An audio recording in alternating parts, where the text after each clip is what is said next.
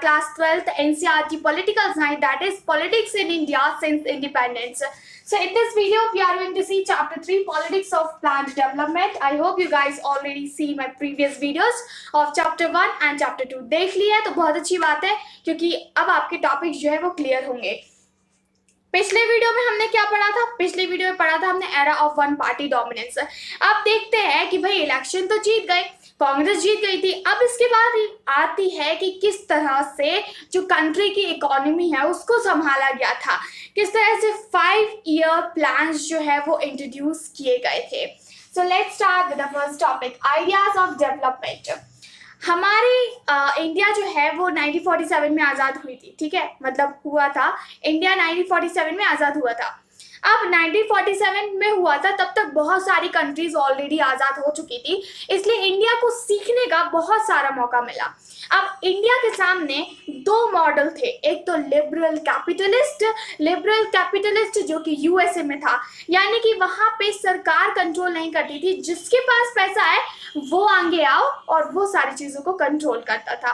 और एक हमारे सामने जो है दूसरा एग्जाम्पल भी था जो कि था यूएसएसआर का, यूनियन सोवियत सोशलिस्ट रिपब्लिक। अब वहां पे जो है किस तरह की प्रैक्टिस होती थी, किस तरह का डेवलपमेंट था, वहां पे सोशलिस्ट पैटर्न था। सो अब हमें ये डिसाइड करना था कि हम किस तरह की इकोनॉमी को चूज करते हैं, हम जो है लेफ्ट आइडियोलॉजी फॉलो करते हैं या फिर राइट आइडियोलॉजी। मैं आपको बता दूं इनिशियली चैप्टर में दिया हुआ है और आगे फ्यूचर में हर वक्त जो है आपको ये टर्म परेशान करेंगे, तो क्लियर कर देते हैं।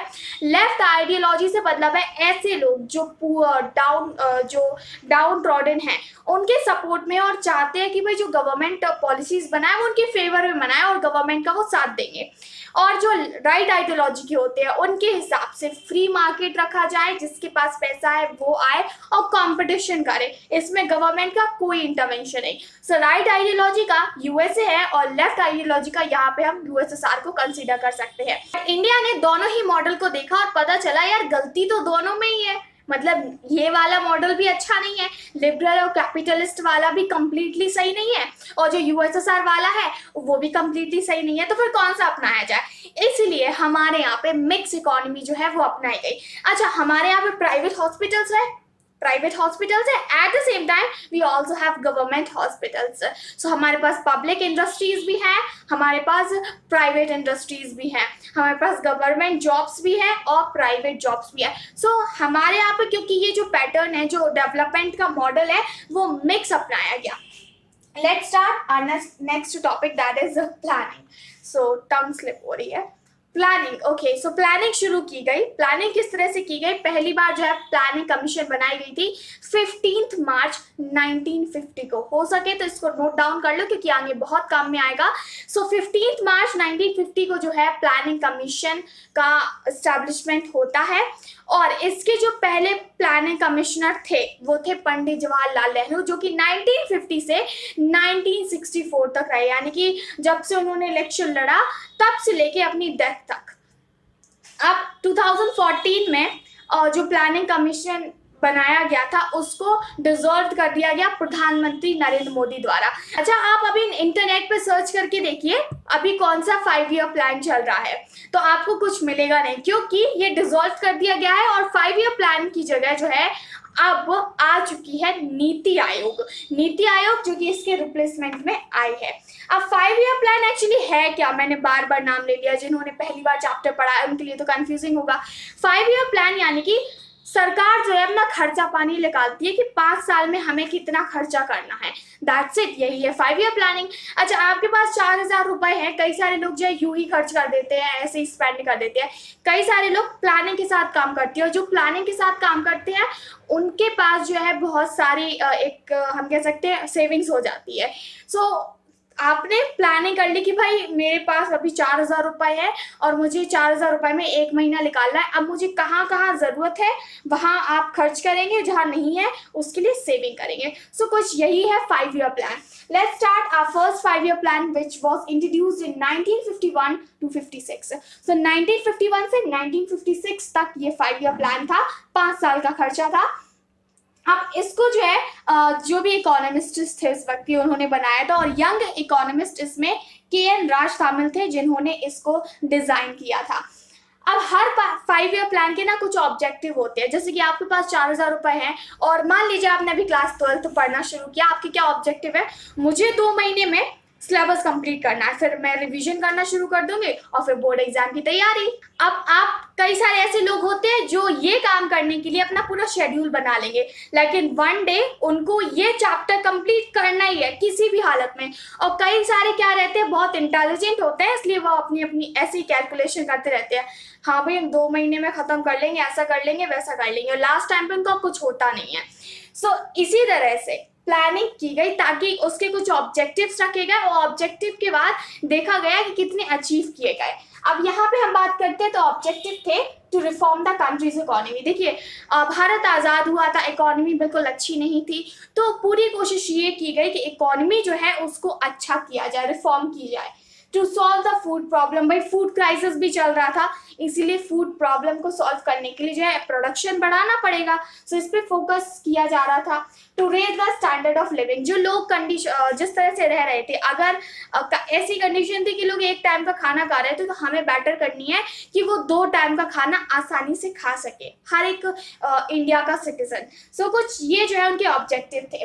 और जो केएन राज थे उन्होंने क्या एक सजेशन दिया, उन्होंने कहा देखिए हम अभी अभी आज़ाद हुए हैं, अगर हम बहुत फास्टली मूव करेंगे तो समझ लो कि भाई कुछ होने नहीं वाला। यूएसएसआर में जिस तरह से जो शॉक थेरेपी इंट्रोड्यूस की गई थी ना, आपने पढ़ा होगा आपकी दूसरी बुक जो है कंटेम्प्रेरी वर्ल्ड पॉलिटिक्स में, उसमें कहीं ऐसा ना हो वही जो है इंडिया में हो जाए, इसीलिए ऐसा किया गया कि हम धीरे धीरे आगे बढ़ेंगे। धीरे धीरे कैसे, अब मैं आपको बताऊँ, ये जो मैंने वीडियोस बनाई ये मैंने पहले बना ली थी, ठीक है, अब आप जब भी देख रहे हो मुझे नहीं पता, तो मैंने ये पहले बना लिया, मैंने शेड्यूल रखा कि मुझे एक दिन में पूरी पॉल साइंस की वीडियोस बनानी है। अब भाई एक वीडियो बनती है 45 मिनट्स की, आप सोच लो भाई एक दिन में मुझे पूरे दिन लगा रहना है। अब मेरे पास क्योंकि टाइम कम था तो इस तरह का मैंने शेड्यूल बनाया था और कंप्लीट हो रही हैं। सो अगर क्या किया, मैंने शेड्यूल बना लिया, फिर मेरा ऑब्जेक्टिव जो है, ये मेरा ऑब्जेक्टिव था कि मुझे करना है। अचीवमेंट फिर हम देखते हैं नेशनल इनकम, ओके प्लस, ये देख रहे हो ना, प्लस से मतलब है नेशनल इनकम बढ़ी। अचीवमेंट क्या हुई, रिफॉर्म्स, ऑब्जेक्टिव इतने थे, फिर अचीवमेंट ये हुई, नेशनल इनकम बढ़ी, इंडस्ट्रियल जो प्रोडक्शन है वो बढ़ा, इरिगेशन और जो रेलवे डेवलपमेंट है वो हुआ, एग्रीकल्चर प्रोडक्शन भी बढ़ा। सो ये सारे जो है अचीवमेंट हुई 5 ईयर प्लान के बाद। अब दूसरा 5 ईयर प्लान आता है, कब आता है, 1956 से 1961 में आता है। इस बार ऑब्जेक्टिव क्या थे, इस बार ऑब्जेक्टिव थे कि भाई हमें एम्प्लॉयमेंट बढ़ाना है, जनरेट करना है ज़्यादा से ज़्यादा, रैपिड इंडस्ट्रियलाइजेशन पे ध्यान देना है, क्योंकि देखिए किसी भी कंट्री का आधार, मतलब आप कह सकते हैं कोई भी कंट्री हो उसका जो स्ट्रॉन्ग बेस है आज के टाइम पे वो है हैवी इंडस्ट्रीज। तो अगर हैवी इंडस्ट्रीज में अच्छे से सरकार ने ध्यान दिया तो इकोनॉमिक ग्रोथ जो है वो बहुत अच्छे से हो सकती है, बहुत फास्ट हो सकती है in comparing to agriculture production, अगर उस पर ध्यान दिया तो।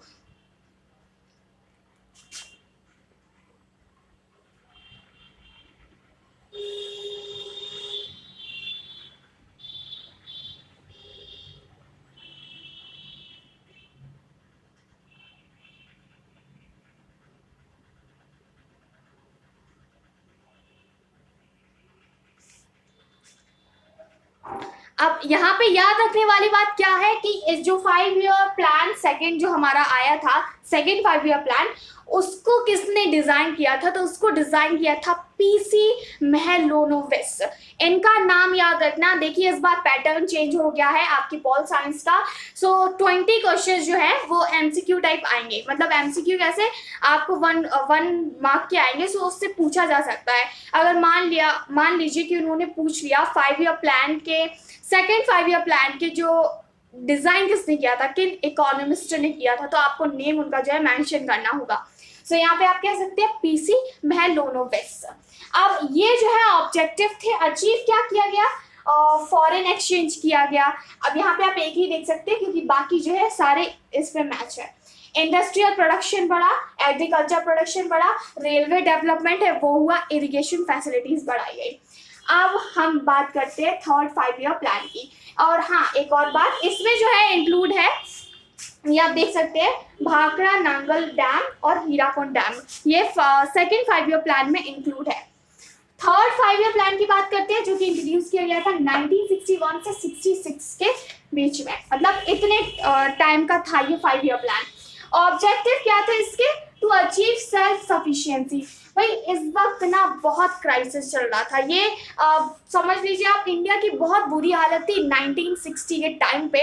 1950 से शुरू हो गई थी, 1960 तक बहुत बुरी हालत हो चुकी थी। आपको एक किस्सा सुनाती हूँ। इंदिरा गांधी हमारी प्रधानमंत्री, पूर्व प्रधानमंत्री, फॉर्मर पीएम, जो कि यूएस गई थी, किसके पास? अमेरिकन प्रेसिडेंट के पास, कि भाई हमारे इंडिया में जो फूड सफिशिएंसी नहीं है, हमारे पास फूड नहीं बचा है, तो कुछ इंपोर्ट करने के लिए। उस वक्त यूएसए ने साफ साफ मना कर दिया था। इनफैक्ट वहां की मीडिया ने फॉर्मर पीएम इंदिरा गांधी का बहुत मजाक भी उड़ाया था, उन्हें बैगर भी कहा था, इस तरह के शब्द जो है वो यूज किए गए थे।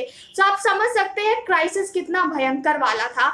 इनफैक्ट बिहार में 1950 से 1960 के टाइम पे भयंकर वाला ड्रॉट आया। इतना ज्यादा, जो कैलोरी लेनी चाहिए एक पर्सन को 2200 पर डे के हिसाब से, वो कैलोरी घट के सीधे 1200 पर डे हो गई थी। अब इसका मतलब है कितना ज़्यादा मल न्यूट्रिशन जो है हो रहा होगा उस वक्त बच्चों में, कितनी ज़्यादा आपदा आई होगी बिहार में। ये बिहार का जो ड्रॉट है वो बहुत ही ज़्यादा फेमस है, और इन फ्यूचर आप अगर किसी भी कॉम्पिटिटिव एग्जाम की तैयारी करते हैं या कोई भी पेपर देते हैं तो इसके बारे में काफ़ी एग्जाम्स में देखने को मिलता है। तो ये टॉपिक छोड़ना मत, बहुत ही इंपॉर्टेंट है। डेथ रेट है, ऑब्वियसली जब ड्रॉट आया था तो बढ़ गई होगी। हम यहाँ पे बात कर रहे थे 5 ईयर प्लान की, तो ये फूड क्राइसिस के टाइम पे इंट्रोड्यूस किया गया था। इस वक्त जैसे कि मैंने कहा सेल्फ सफिशिएंसी, ये एम रखा गया कि भाई जो प्रोडक्शन है, एग्रीकल्चर प्रोडक्शन, वो बढ़ाना है। हमें किसी और देश से जो है इम्पोर्ट नहीं करना है, हमें अपना खुद का बनाना है। इतनी सेल्फ सफिशिएंसी, अपने आप को इंडिपेंडेंट बनाना है कंट्री को। To secure income 5% per annum. सो ये भी जो है एम रखा गया कि जो सेविंग्स है लोगों की वो बढ़ जाए। देखिए आपकी सेविंग्स अगर बचती है तो इसका मतलब क्या है? आप उन सभी चीज़ों को, अपनी सेविंग्स को ज़रूरत के कामों में यूज़ कर सकते हैं। अब मान लीजिए आपकी ज़रूरत है 4000 रुपये की और आपके पास 5000 है, इट मीन्स दैट आपने 1000 रुपीज़ की सेविंग कर ली। अब इसका आप क्या कर सकते हो? या तो फ्यूचर में कोई ज़रूरत पड़े तब यूज़ कर लो, या फिर आप इन 1000 रुपीज़ को जो है अपनी लग्जरी पे खर्च कर सकते हो आराम से। यूजुअली लोग लग्जरी पे खर्च कर लेते हैं। सो ये जो है टारगेट रखा गया कि 5% एनम जो है सिक्योर करनी है, सभी कंट्री के लोगों की होनी चाहिए। सो ये जो है ऑब्जेक्टिव थे। हम अचीवमेंट देखते हैं। अचीवमेंट क्या हुई?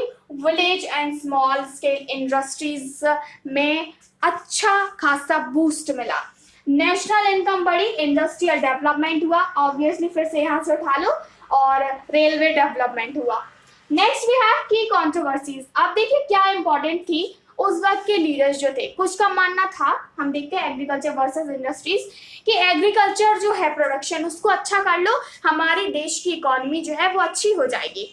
अब इंडस्ट्रीज का क्या था? कुछ लोग इस सपोर्ट में थे कि भाई किसी भी कंट्री का अगर हम देखेंगे इकोनॉमी डिपेंड करती है वहाँ कितनी ज़्यादा इंडस्ट्रीज हैं, तो अगर इंडस्ट्रीज का डेवलपमेंट होगा, उनको बूस्ट मिलेगा, देन ऑटोमेटिकली इकोनॉमी जो है हमारी कंट्री की वो बढ़ेगी। अच्छा अभी जो है फिलहाल वर्ल्ड बैंक ने बताया है कि इंडिया की इकोनॉमी 7.5% रहने वाली है लगातार 3 सालों तक। सो ये अच्छी बात है इंडिया के लिए, क्योंकि पिछले टाइम पे देखें तो करीब ये 5.1 तक गिर गई थी, जो कि बहुत ही कम था। और चाइना की जो इकोनॉमी है वो एकदम स्टैग्नेंट हो गई है, यानी कि एक जगह पे रुक गई है। सो आने वाले टाइम में इंडिया जो है फास्टेस्ट ग्रोइंग इकोनॉमी होगा डेवलपिंग कंट्रीज में। एग्रीकल्चर वर्सेस इंडस्ट्रीज, मैंने जैसे कि कहा कई सारे लोग सपोर्ट थे कि नहीं भाई एग्रीकल्चर को सपोर्ट दो, और जैसे कि चौधरी चरण सिंह, सो उनका मानना था कि भाई एग्रीकल्चर को बूस्टअप मिलना चाहिए। इंडस्ट्रीज जो इंडस्ट्रियलिस्ट थे, सो उनका मानना था कि भाई नहीं इंडस्ट्रीज को स्ट्रॉन्ग करो। अब हम बात करते हैं पब्लिक वर्सेस प्राइवेट सेक्टर। अब देखिए पब्लिक वर्सेस प्राइवेट सेक्टर, हमारे यहाँ पे सब कुछ प्राइवेट सेक्टर के हाथों में नहीं छोड़ा गया। अगर ऐसा कर दे तो शायद बहुत सारी प्रॉब्लम्स जो है वो क्रिएट हो सकती थी। सो सब कुछ उनके हाथ में नहीं छोड़ा, कुछ चीज़ें उनके हाथ में छोड़ी। इससे क्या हुआ, गवर्नमेंट जो है अपने हिसाब से रेस्ट्रिक्शन उन पे लगा सकती थी जहाँ पे चाहे। अगर लगता है उनको कि जो प्राइवेट सेक्टर है वो मनमानी कर रहा है तो वहाँ पे गवर्नमेंट रेस्ट्रिक्शन लगा सकती है। अब हम हम कुछ पब्लिक इंडस्ट्रीज की बात करते हैं। पब्लिक सेक्टर्स में, जैसे कि पब्लिक सेक्टर में अगर सबसे बड़ी इंडस्ट्री देखें तो रेलवे इंडस्ट्री है, फिर इसमें ऑयल इंडस्ट्री भी शामिल है और स्टील इंडस्ट्रीज भी शामिल है। प्राइवेट सेक्टर में देखते हैं, प्राइवेट सेक्टर में आयरन एंड स्टील इंडस्ट्रीज ये इसमें शामिल है, और आप इसमें रिलायंस को भी जोड़ सकते हैं अभी।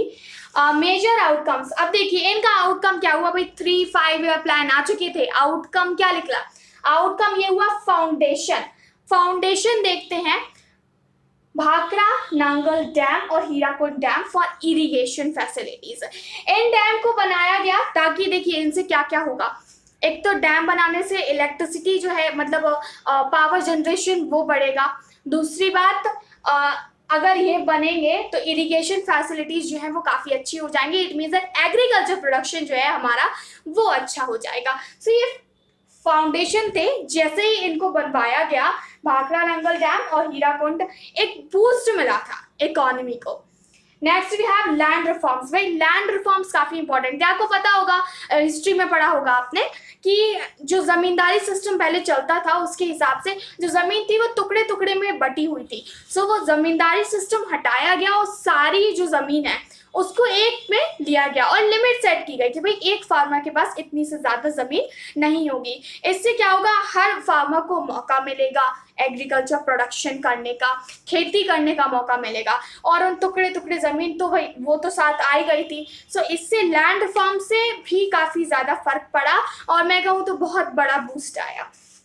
Next we have green revolution. भाई ग्रीन रिवॉल्यूशन तो भूलना ही मत, इस चैप्टर में ना ग्रीन रिवॉल्यूशन बहुत इंपॉर्टेंट है। 2018-19 के पेपर में 2019 के पेपर में इसी साल जो है आया था ये क्वेश्चन, ग्रीन रिवॉल्यूशन के कॉन्सिक्वेंसेस क्या है। अगर आपको पता होगा रीवैल्यूएशन कई सारे स्टूडेंट्स ने करवाया था, सीबीएसई में होता है कि अगर आप अपने मार्क्स से सेटिस्फाई नहीं है तो अपनी जो है आप आंसर शीट जो है वो ऑब्टेन कर सकते हैं। So one of the student उसने मुझे भेजी थी कि भाई देखो आप कि इसमें क्या गलत है, तो मैंने उसका आंसर देखा था ग्रीन रिवॉल्यूशन का, और ग्रीन रिवॉल्यूशन वाले आंसर में बहुत सारी ऐसी चीजें थी जो उसने मिस कर दी थी, बहुत सारे ऐसे पॉइंट्स थे। सो आपको उसमें क्वेश्चन में पूछा क्या गया था, पॉजिटिव एस्पेक्ट क्या थे और नेगेटिव एस्पेक्ट क्या थे।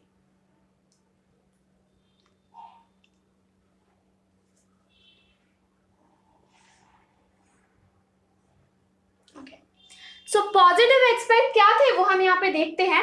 पॉजिटिव ये था कि सरकार ने जो छोटे छोटे फार्मर्स थे, स्मॉल फार्मर्स थे, इनको फर्टिलाइजर्स प्रोवाइड कराया, पेस्टिसाइड्स प्रोवाइड कराया ताकि जो इनकी प्रोडक्शन है वो अच्छा हो सके। दूसरी बात, इन्होंने हाई क्वालिटी वेट्स जो हैं वो मंगवाए, इससे जो दूसरी कंट्रीज से मंगवाए ताकि कम एरिया में ज़्यादा प्रोडक्शन हो सके। ऐसा होता है ना, जैसे कि राइस है, राइस को कम एरिया में ज़्यादा ग्रो किया जा सकता है, अगर हम देखें पर यील्ड ये ज़्यादा हो सकता है। सो ये इसके पॉजिटिव एस्पेक्ट है। नेगेटिव देखते हैं, नेगेटिव क्या हुआ, जो पुअर और रिच में ट्रेंच है ना वो और बढ़ गई। ये ग्रीन रिवॉल्यूशन क्यों आया था कि भाई इंडिया जो है वो सेल्फ सफिशिएंट बन जाए। जो इंदिरा गांधी फूड क्राइसिस हुआ था, इंदिरा गांधी यूएसए गई थी, तो इन सब चीज़ों को रोकने के लिए अब जो है हमें प्रोडक्शन बढ़ाना था कि हमें किसी कंट्री से इंपोर्ट नहीं करना है, इनफैक्ट हम एक्सपोर्ट करेंगे। सो इसीलिए ट्रेंच जो है काफ़ी ज़्यादा बढ़ गई पुअर और रिच में, क्योंकि जो सरकार ने फैसिलिटीज़ प्रोवाइड कराई वो केवल कुछ स्टेट के फार्मर्स तक पहुंची। जैसे कि सबसे ज़्यादा फायदा हुआ था तो वो हुआ था यूपी हरियाणा पंजाब के फार्मर्स को, बाकी जगह पे जो कंडीशन है वो वैसी ही रही। राइज ऑफ मिडिल पीसेंट्स, अब इससे क्या हुआ, मिडिल पीसेंट्स जो है वो इमर्ज हो गया, ऐसे एक नया सेक्शन जो है वो निकल के आया। Now see the next one which we have is operational food. ठीक है, वाइट रिवॉल्यूशन। भाई ग्रीन रिवॉल्यूशन कब आया, 1960 में आया था और 1961 में वाइट रिवॉल्यूशन आया था। देखिए मैं ना काफ़ी कंफ्यूज हो जाती थी, वाइट कब याद करें यार और ग्रीन कब याद करें। सो हम लोग क्या करते थे, जब क्लास 10th में थी मैं, सो हम लोगों ने क्या किया था, मैं और मेरी फ्रेंड्स ने, कि एक फ्रेंड के घर पे मिलते थे, उसके यहाँ पे ऐसा छोटा बोर्ड था, ये तो काफ़ी बड़ा है, छोटा बोर्ड था, हम सब बैठ जाते थे, एक एक करके सब पढ़ाते थे। और पढ़ाने में क्या हुआ, एक बार मैं पढ़ा रही थी तो मैंने ग्रीन टी शर्ट पहनी थी और ग्रीन टी शर्ट में मैंने कहा कि 1960 में ग्रीन रिवॉल्यूशन आया था। और इतने में मेरी एक और फ्रेंड जिसके घर पर थे वो उठ कर आई, उसने कहा 1961 में व्हाइट रिवॉल्यूशन। बस वो चीज़ मेरे दिमाग में बैठ गई है, आज तक मैं भूली नहीं हूँ कि कब ग्रीन रिवॉल्यूशन आया था, कब व्हाइट रिवॉल्यूशन। सो चीज़ों को कनेक्ट करोगे आप अपनी डेली लाइफ से तो आसान हो जाएंगे, रटने की जरूरत ही नहीं पड़ेगी। सो ऑपरेशनल फूड जो था उसमें क्या हुआ, वर्गीज कुरियन जो है वो मिल्कमैन ऑफ इंडिया भी कहा जाता है इनको जो है फादर ऑफ व्हाइट रिवॉल्यूशन भी कहा जाता है, वर्गीज कुरियन, नाम याद रखना। सो इन्होंने क्या किया, गुजरात में आपने अमूल की स्थापना की गई। अमूल यानी कि आपने सुना होगा early barley butter chicken, something like this, मुझे याद नहीं आ रहा है अभी। इनफैक्ट पूरी बुक में ना अमूल के तो भैया आपको बहुत सारे पोस्टर्स मिलेंगे।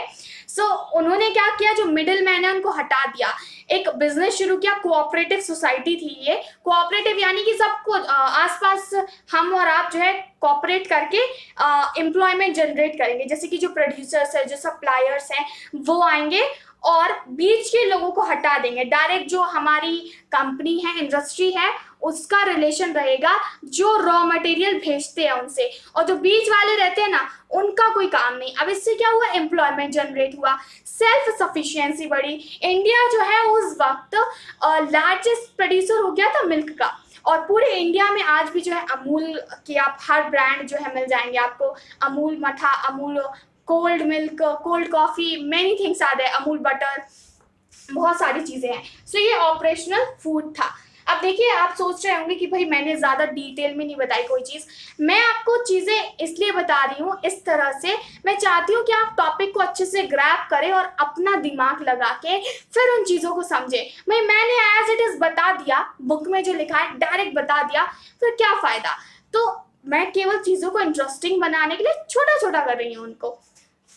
और लेटर डेवलपमेंट है भाई, 5 ईयर प्लान भी हो गया, ऑपरेशनल फूड भी हो गया। अब हम बात करते हैं लेटर डेवलपमेंट की। बाद में क्या हुआ, restriction on private industries. Private industry ना जिद्दी हो गई थी, एकदम स्टबबॉर्न चाइल्ड, और अपने हिसाब से काम करने लगी थी। तो भाई गवर्नमेंट ने कुछ बेचारों को गिफ्ट कर दी रिस्ट्रिक्शन, यानी कि कुछ लिमिट लगा दी। Next we have 14 private bank, ठीक है, पीवी का मतलब यहाँ पे प्राइवेट बैंक है, नेशनलाइज्ड। इंदिरा गांधी ने 14 प्राइवेट बैंक को जो है वो नेशनलाइज कर दिया था।